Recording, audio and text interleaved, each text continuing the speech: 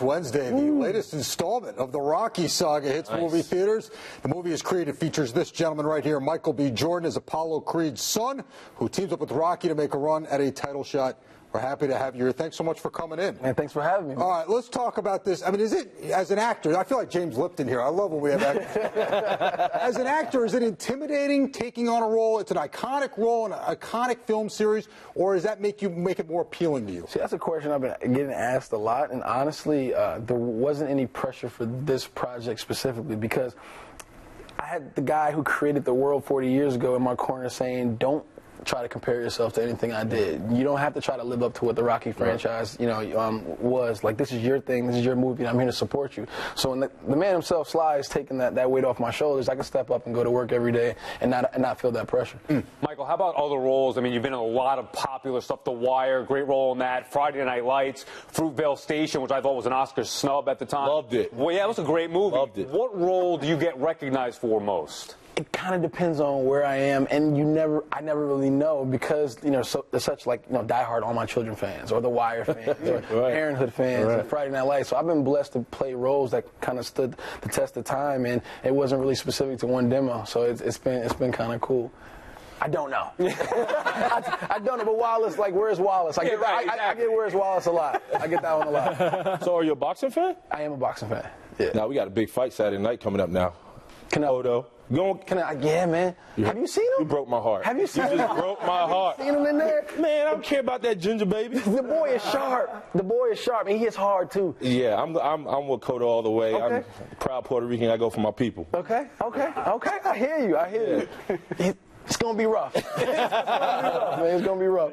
Speaking of rough, how rough was your training to get in shape to play a boxer? And even though the fight scenes weren't real, were they a little close to home sometimes? Oh, man, we definitely got caught by some real punches. Whenever you're dealing with, like, mental fatigue and professionals and you're in the ring, there's definitely going to be, some slip punches, some accidental hits. But I think it just, adds to the authenticity of the project. And as far as training is concerned, I worked out, 6 days a week, sometimes 2 to 3 times a day, for about a year. Wow. And with all the great boxing minds, I'm talking about, Andre Ward, Tony Bellew, Amir Khan. I was in the gym with Floyd Mayweather. I got a chance to really watch him and just trying to soak up as much knowledge as I could from everybody and then just try to develop our own boxing style for Adonis. And I think Timothy Bradley was the closest that we actually tried to mimic. Timothy Bradley and Parnell Whitaker, Sweet Pea. Sweet Pea. Those are the two that I kind of focused on. Now, you were a basketball player growing up, so was the training, obviously I would imagine the boxing training's harder than playing basketball. For sure. It's a different muscle. I've been playing, I've been playing basketball, pretty much my entire life. Boxing was something I had to step into in a year and try to make it look like I've been boxing my entire life. So I take nothing away from those boxers. It's such a humbling Warriors. For sure. Warriors, yeah. For sure. And now you're a Newark kid. Yes, sir. You grew up in this area, obviously. What's your favorite teams from the area? I am a Giants, no offense. Separate. Right. I know, so you put me on this side. Yeah. You got to make sure you make it to the movie over there, Giants, Knicks, and a Mets fan. And I'm not a bandwagon Mets. I had to dust off the hat, and put it on this year. It's pretty cool. So those are my teams. It's so funny for us here. Every time someone tells us they're a Met fan, they also, we're not a bandwagon. Yeah, right. You gotta throw that. You gotta throw it out there. You gotta throw it out there. All right. What's your favorite Rocky movie other than the one you're in, obviously? I would say Rocky 1. Rocky 4, those are kind of my two favorites for sure. Don't tell that to Mr. T, he'll be upset. I know. Where is Clover?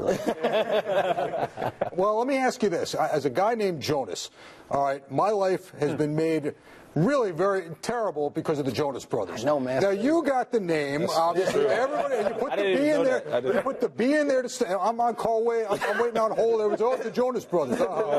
You got the name. You put the B there to try and get away from that. How hard has it been being Michael Jordan? It's been rough growing up. I think as a kid, when you're getting teased, oh, my God, you think you can play ball because your name's Michael Jordan? You think your world is coming down. And I almost changed my name a couple times in the beginning because it was kind of tough for me. But it kind of gave me a healthy chip. you know, to want to be great at something, to have my own lane, to have my own, you know, legacy, so to speak, at something.